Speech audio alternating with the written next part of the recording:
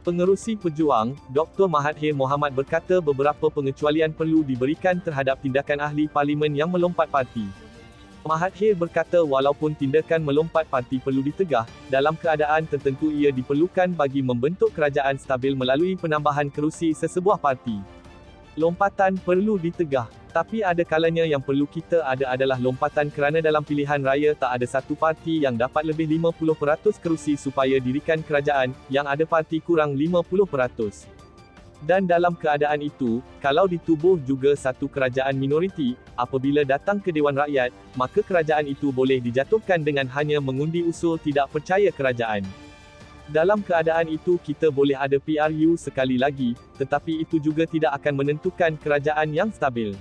Sebab itu ada perlunya lompat parti dibenarkan supaya jumlah ahli cukup untuk menjadi kerajaan dengan majoriti, katanya di Dewan Rakyat hari ini. Ahli Parlimen Langkawi itu berkata demikian ketika perbahasan menyokong pembentangan Rang Undang-Undang Perlembagaan Pindaan, No. 3, 2022 dan peruntukan larangan ahli parlimen bertukar parti. RUU anti-lompat parti yang dibentangkan pada bacaan pertama minggu lalu memperkenalkan peruntukan yang lebih ketat terhadap ahli parlimen dan ADUN. Antaranya, Perkara 49A dan Seksyen 7A Jadual ke-8 Perlembagaan Persekutuan akan dipindah agar ahli parlimen akan kehilangan kerusi jika mereka keluar parti atau tidak lagi menjadi ahli. Namun, ahli parlimen yang dipecat daripada parti tidak akan hilang kerusinya. Yang ditegah apabila orang lompat, masuk tanpa kelulusan parti dan tak disokong oleh parti. Kalau orang itu masuk mana-mana parti, dia akan hilang kerusi. Itu yang sepatutnya berlaku kerana 1, 2 orang, 3 orang boleh jatuhkan parti apabila bilangan diperlukan tak ramai seperti apa yang berlaku hari ini, di mana sebilangan daripada wakil rakyat parti kerajaan telah lompat masuk dan jatuhkan kerajaan dan parti lawan dapat mendirikan kerajaan.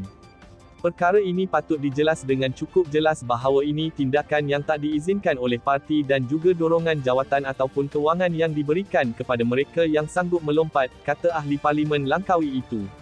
Untuk rekod, beberapa siri keluar parti berlaku sejak pilihan raya umum ke-14 pada 2018, apabila sekumpulan wakil rakyat bertindak keluar dari UMNO dan menyertai parti serpihannya, bersatu setelah BN hilang kuasa di Putrajaya. Mahathir ketika itu merupakan pengerusi bersatu dan juga Perdana Menteri yang dilantik oleh Pakatan Harapan. Ia kemudian berlaku ketika langkah Sheraton pada hujung Februari 2020 apabila sekumpulan ahli parlimen PKR yang berpihak kepada bekas timbalan Presidennya Azmin Ali berpaling tadah dan menyertai bersatu, untuk membentuk kerajaan baru.